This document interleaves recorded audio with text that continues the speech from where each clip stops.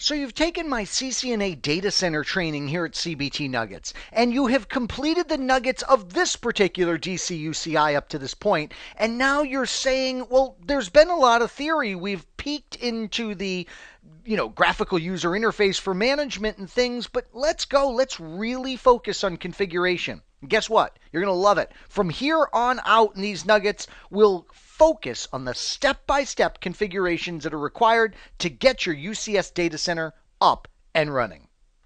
So we're going to start in an incredibly logical place to start. We're going to start with the brains of the operation. We're going to start with those fabric interconnects. You know how critical they are. Yeah, they don't just provide connectivity. No, they're running the UCS management intelligence. Boy, oh boy, are they critical. What we'll do in this particular nugget is we'll make sure we can get two of them set up in a happy cluster. We know there's going to be a primary device. We know there's going to be a subordinate device. We'll configure the primary first. Surprise, surprise. We'll configure the secondary one second. Surprise to surprise. And then we'll also in this nugget log into that cluster and make sure we can set up a pool of IP addresses. Why are we setting up a pool of IP addresses? Because we want blade servers to pull from that pool for management IP addresses on those particular blade servers. Lots to do, lots to discuss. Let's get started. So you're all excited. You get your fabric interconnects carefully unpacked. You get them cabled up. Remember, you know how to find it. There is an installation guide that is going to help you rack mount these babies, and you are going to go ahead and get that setup done and the device is cabled. Then you're going to go to Unit A. That's the one you want to be primary, and you're going to go and make a serial connection to that device. You are going to fire up your hyperterminal software of choice, and it's going to ask you a question. Do you want to configure it through the console or the GUI? That's question number one we have to face in, yes, the setup wizard. You're going to say, duh, I want to set it up at the console. Next question. It's going to say, okay, do you want to go ahead and restore from backup, or do you want to go ahead and go through setup? You guessed it, so we chose console in the first question. We're going to go through setup in the second question. By the way, we've already covered in this nugget series the function of restore, haven't we? Nice to revisit that. Hey, restore, how you doing? Hey, I'm doing great, Anthony. Thanks for asking. All right, next up. Can you tell I'm in a weird mood today? All right, next up, we're going to go ahead and enter our password for the administration account, and then it's going to ask us the million-dollar question here. Do you want to create a cluster? And of course, we are going to answer a resounding yes to that question. We are configuring a new cluster. It's going to say, okay, are we A or B? It's kind of like a blood test, I guess. And of course, we're going to say we are A.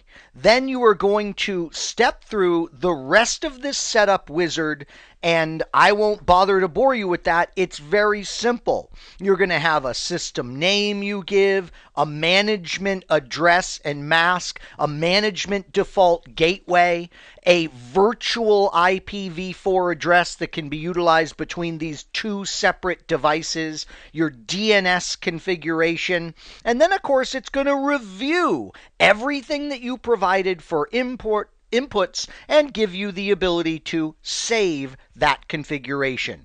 So, easy peasy on Fabric Interconnect A. And I just realized that easy peasy is a phrase that I stole from my partner in crime here at CBT Nuggets, Keith Barker. All right, now we're ready to go over to the Fabric Interconnect B. And we are really excited about having this device join the cluster, I'm sure. First question, console or GUI? Of course, we want to do this work through the console. It's going to say, hey, the installer has detected the presence of a peer switch. This switch will be added to the cluster. Do you want to continue? We say a resounding, yes, we do. Why is this discovery taking place? Well, because we provided the private connections that are going to be between these fabric interconnects as part of our initial installation of these devices. It says, all right, we're going to add you to that particular cluster. We provide the password, the management IP address, and that's it. We're ready to go ahead and save the configuration over here. Why isn't there a lot to do on the initial setup of the Fabric Interconnect B? Well, because of configuration synchronization that takes place from Fabric Interconnect A. Now, here's an interesting thought.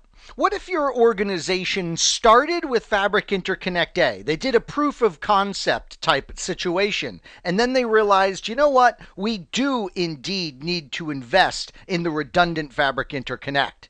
Well, this is, of course, a Fabric Interconnect that you are utilizing in what we call standalone mode. What you would do on that Fabric Interconnect is you would issue the command enable cluster, and then you would provide the IP address of that particular clustered management situation.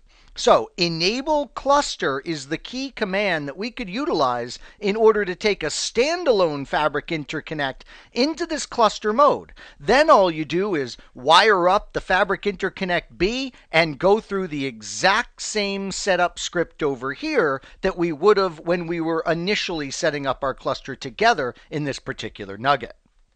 So what about verification? Well, our command that we want to have memorized is show cluster extended state. Here's going to be our cluster ID that's reported to us. We get our start time, our last election time. Just think about how important this would be as a quick glimpse of the overall stability of your cluster. And then A, Fabric Interconnect A is up and primary. Fabric Interconnect B is up and subordinate. A, member state up, lead state primary, management services state up. We get similar information reported for B, except of course it's subordinate. High availability ready, and then we get detailed state of the device, and this is of course referring to the actual interface state of the particular device. So, great information with show cluster extended state. Be ready to use this command in your certification environment. So all that's really nice and easy for the creation step-by-step of our Fabric Interconnect cluster. Now, one other topic that we wanted to deal with in this nugget, as I alluded to, was the management IP addresses on our very important stars of the show, our Blade servers. Here you can see I've gone to the Equipment tab. I have expanded the chassis, my chassis 1, the servers node, and I've clicked on Server 1. I went up to the Inventory tab and then the Cisco Integrated Management Controller tab.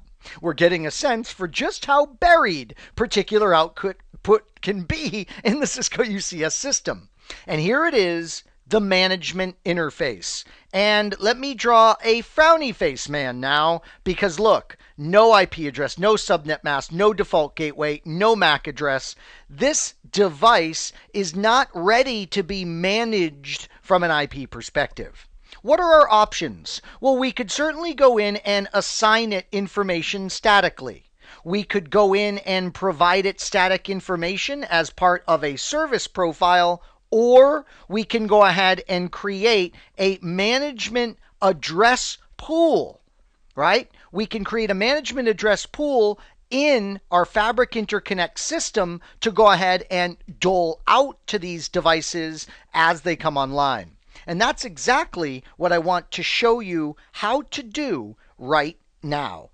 Now, how you do this is you extend your management capabilities right down to the blades. And of course, the blades are always changing. So you have to update the UCS manager so that it's aware of these new blade types. How you do that is go over to your admin tab and go management extension, and then you can activate management extensions based on new infrastructure packages that you have downloaded from Cisco.com. One of the ways in which we do this, of course, is to enable the assignment of these IP addresses. Once you extend the management down to your B series like this, when you come up here under communication management, you'll see that you have a management interfaces option, but it's for extended management of your systems. You see, right now, unupdated, my UCS manager just allows me to manage the IP address information on Fabric Interconnect A, Fabric Interconnect B, and that virtual IP address information. In fact, we already looked at this area in a previous nugget. So let me take a screen cap of an actual working system that has been extended for management down to the B series. So here we are. You can see we've extended the management capabilities, and you can see that graphically there in the UCS manager. And when we go to this node now, it's not just the Fabric Interconnect cluster IP addressing we can manipulate. We can go in and we can create blocks of IP addresses that can be handed out to our B series server. So just use that action of create block of IP addresses, and you'll get a simple graphical user interface for specifying the first IP, the number of IP addresses that you're going to hand out, the subnet mask, and the default gateway information. Clicking on this node after doing that will allow you to verify the particular blocks that you have created in your graphical user interface. It couldn't be simpler. And I'm sure you feel refreshed that we had a very straightforward first nugget in this portion of the course where we'll focus on step-by-step configurations to make. Well, we probably should turn our attention to a quick final exam time moment and then wrap it up. So this time we're going to do something a little different in our final exam time. I'm going to ask you a question you don't know the answer to. I intentionally did not discuss this with you in this nugget, and what I want to show you to do is find the answer. Watch how easy it is to cheat when we're outside of the exam environment and find the answer. What is the purpose of the connect local management command on the UCS Fabric Interconnect? So there is a command that we use at the console of the Fabric Interconnect called connect local management. How can we find out? Well, outside of the exam, let's leverage the power of Google. So here's what I would do. I would restrict my search to the site cisco.com, and then in quotes, I would put my command, connect local MGMT, end quotes. What we're doing here is we are restricting our search to just cisco.com, and we are looking for the exact command, connect space local -MGMT. That's what our quotes are all about. Now you might say, Anthony, why not just use the site search at cisco.com if you're restricting yourself to cisco.com? And the answer is Google does a heck of a lot better searching cisco.com than Cisco does searching cisco.com.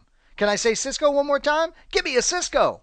All right, so let's turn off my pen tool and let's actually initiate this particular search. And look at this. We have command references that pop up as our first couple of links.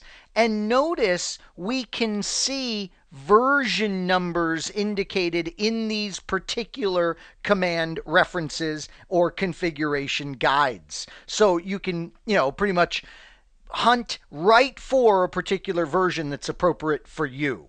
Now, here's the deal. It really doesn't matter with this command, right? Because this command, nothing much has ever changed. I'll just grab one of these and we'll be taken to the appropriate command reference, and we can get a full explanation of this command. Connect local management.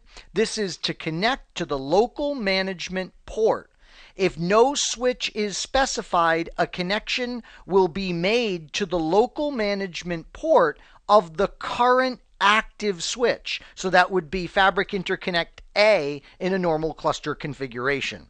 So let's take a look at this command in action. This is probably the coolest feature of the command references at cisco.com, the examples. So we connect to switch A and we say, look, we want to connect to the local management capabilities of Fabric Interconnect B.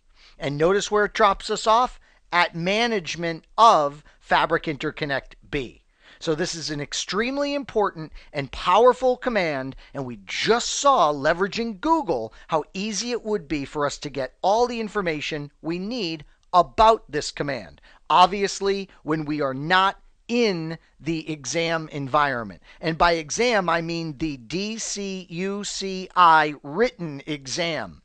Interestingly enough, when we are in the CCIE data center lab exam, we can leverage these documents. We don't access them with the help of Google, however, but we access them utilizing that three-paned search interface they give us for the documentation that you've seen me demonstrate again and again and again in this course.